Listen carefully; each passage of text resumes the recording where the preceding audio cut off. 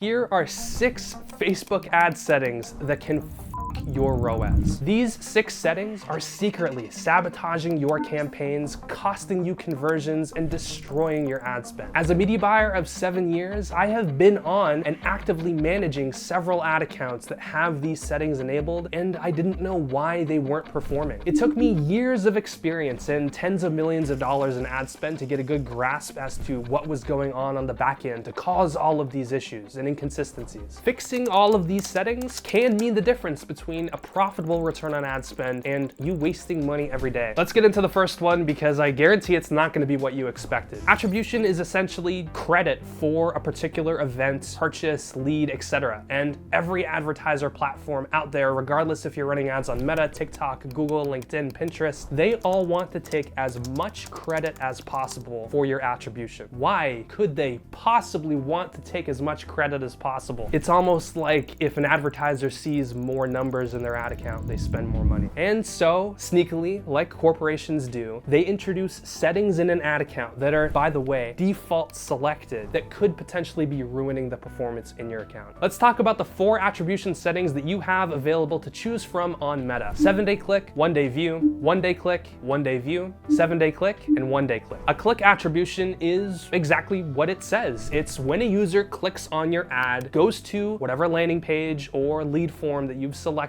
for your ad to run through, and then it actually takes that conversion off of that click. Sounds simple, right? Well, that is until we get to view through, because this is where everything starts to unravel. Meta has developed technology that allows it to track users that have viewed your ad as an impression on the platform within placements, and then at a later point went to your website and made a conversion. The problem with this is that it does not take into account other potential platforms that a user could have interacted with as a result of making that conversion. And so in a hypothetical scenario, let's say on day 1, John sees your ad on Facebook feed, but then he clicks off and he goes to do something else. On day 3, he searches for your brand on Google because he remembers the product and he wanted to do a little bit more of a deeper research period. He gets all the results, he clicks through to your website, he looks at your product page, and he's like, I don't have the money right now. On day 7, John goes back to your website after he gets paid. He makes the purchase, and guess who takes credit for that conversion? Meta. Did Meta really sell that ad to John? Meta does not discriminate. It takes 100% of the credit for that sale, even though there were multiple channels involved. Realistically, your users are going to take a look at your brand on Meta, TikTok, Google, Twitter, and all of those channels combine for attribution. That's why there's softwares out there like Triple Whale, Northbeam, ROAS that combine click data and view through data from all of the softwares and ad platforms out there, and then it distributes credit equally among all of them. But Meta, when you select a view through conversion window, that is going to give view through conversions directly in your ads reporting, causing you to make inaccurate decisions, and it could sabotage the performance in your ad account. And so I recommend to everybody that you use a click through conversion attribution window only. For most of you, that's going to be 7-day click, but there are some unique situations where you'd want to test 1-day click. Here is how to select your custom attribution setting. So I'm in a YouTube demo account here. I have one campaign created, and I'm going to go and click this and then duplicate the active ad set, because you can't change your attribution window once you have published your ad set, which is a little unfortunate, but not a big deal. So you have a new ad set that is about to be built. If you scroll down here into the ad set settings, there is a setting again called attribution. And if it's not available, you might want to click the more button here. Click edit, and then make sure that there is no view through and no engaged view. You only want click through attribution, and you get to choose between 7-day or 1-day click depending on your business and what you want to test. Now let's talk about the campaign objective trap. This, among all of the lists that I'm about to share with you today, is actually the #1 way to tank your performance. I know you've maybe watched a YouTube video about Facebook ads from some guy sitting in his bedroom talking to you about marketing, but I promise you, if you optimize for the incorrect event, you are feeding your pixel or your conversions ROAS API bad data. And not only is that going to have a negative impact on your short-term ad performance, but it's gonna have an everlasting impact on the quality of data that you're giving to Facebook, which means that over time, the quality of users that your ads are gonna get shown to will diminish. For example, let's say you're testing ads with a brand awareness or a traffic objective, but the end goal of what you actually want is to get people to go to your website and make a purchase. What you're telling Meta is that it should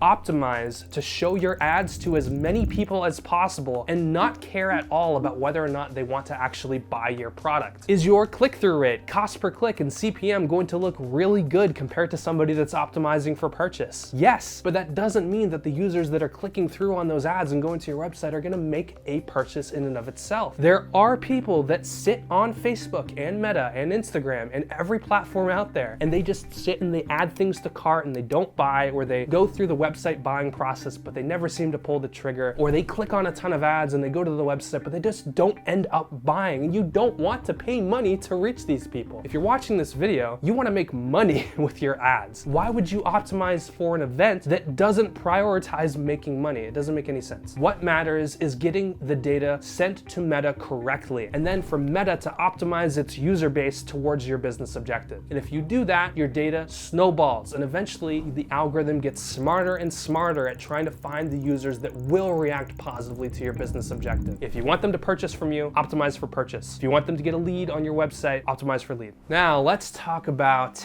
my favorite topic when it comes to advertising these days: audiences and targeting. Imagine you're trying to start an automotive company, and your genius plan is to go to all of the dealerships in your area and buy all of the new models, and your plan is to keep them in a garage locked away somewhere and let them appreciate in value. Do you hear how stupid that is? Why is it stupid? It's because you're investing in a depreciating asset, expecting it to make you money. That is exactly how lookalike audiences and interest groups function on Meta. Inherently, there is a limited audience within the selection that you're selecting. And as you scale your ads, you're not going to be able to get to a very high spend level because your audience size is very confined and it's restricted. Not only that, but you're actually paying more money whenever you select a custom audience on Meta. They will upcharge you. So you're paying more money to reach potentially unqualified users, and that ad set gets dumber and dumber over time because it's a depreciating asset, and the quality of users gets worse over time because you've exhausted them with your ad creative, and your interests, and your lookalikes, and your custom audiences will tank your account performance. So what's the solution to all of this? Broad targeting. No restrictions. The reason we do this is because broad targeting provides the largest possible audience pool of qualified users at the lowest possible cost because you're not having any specific selections on your audience, and it provides the largest opportunity to scale a winning asset. There's a study done by North Carolina State University that found that a third of the users within interest groups on Meta were actually unqualified. So whatever audience that you're selecting, that's actually reduced by at least 1/3 of qualified users. Not only that, but that also means that your ads are being shown to users that don't want to see them, creating a negative user experience. Lookalikes, on the other hand, are ancient technology. And yes, I know it sounds like they're complicated and really cool to use, but they're not, because with broad targeting, your ads create their own lookalikes. If your ads spend $1,000 and you're able to reach 100,000 people with those ads, the next 100,000 people are going to closely resemble the people that reacted positively from the original group. All right, now let's talk about placement optimization. I know it's a common trend to use manual placements and only select feed because it's the highest converting placement. And look, there are use cases where that makes sense. I'm not going to deny that. But if you're a new ad account, you should be using automatic placements in most of the situations that you find yourself in. The reason why we do this is because, yes, technically the story placements, the audience network placements might have a lower conversion rate. They might have a worse ROAS or a worse cost per acquisition. But remember, those placements are one touch point, and a user will typically see multiple pieces of your content. They'll interact with your business on an average of 7 times before making a purchase. It all starts with a touch point that originated from those story placements. All right, let's talk about about frequency because I have a pretty unique way of going about this. For retargeting, bottom of funnel ads, what most advertisers will do and what most gurus will tell you to do as well on YouTube is use a specific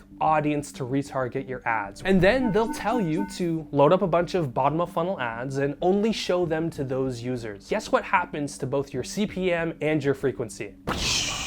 Blows up, right? Very unprofitable for the most part. Part of that is due to iOS 14.5, where the audience size of those remarketing audiences got diminished and just absolutely decimated. The second reason is that you're actually excluding possible conversions when you're only selecting a bottom of funnel audience. Now, what I do when I want to retarget users on my ad accounts is I create unique ad concepts that speak to an audience that has already interacted with my business. This could be an ad set that is focused on the discount that my website shows. And what we can do is we can look at frequency with broad targeting, and we can see where in the customer journey our ads are. If you have a frequency of 1.2 or below, your ads are being shown to net new users that have never interacted with your business before. If your frequency is between 1.2 and 1.6 or 1.7, that means that your ads are hitting a middle of funnel cohort. Users that have seen a little bit about your business, maybe they know the product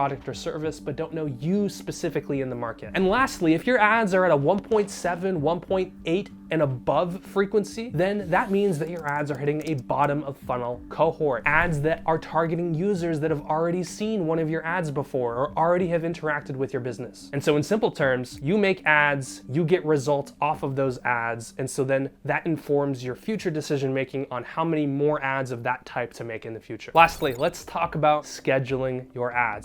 If I could just jump across the screen and yell at you. Schedule your ads for 12:01 a.m. I was running ads for a brand called First Day, a vitamin and supplement brand that has unique products for different demographics and genders. When I was running ads for that business, I would have ad sets that I would publish at 9 p.m. Eastern time, right? So 3 hours before the end of the day Eastern time. But I would publish ads at the end of the day, and then I would come back the following day to check on the progress to make sure that nothing was going wrong. And I found that those ads had spent all of my daily allotted budget within just a few short hours. There's no way that those are going to be as profitable as they could have been if the budget had been distributed linearly like it is normally. So we as advertisers have to take the proactive route. We have to schedule our ads to deliver at a certain time. And if we don't, hundreds or thousands of dollars wasted. Now that you know the right settings, do you know how to scale your ad account and test new creatives efficiently? If not, click this video right here to get so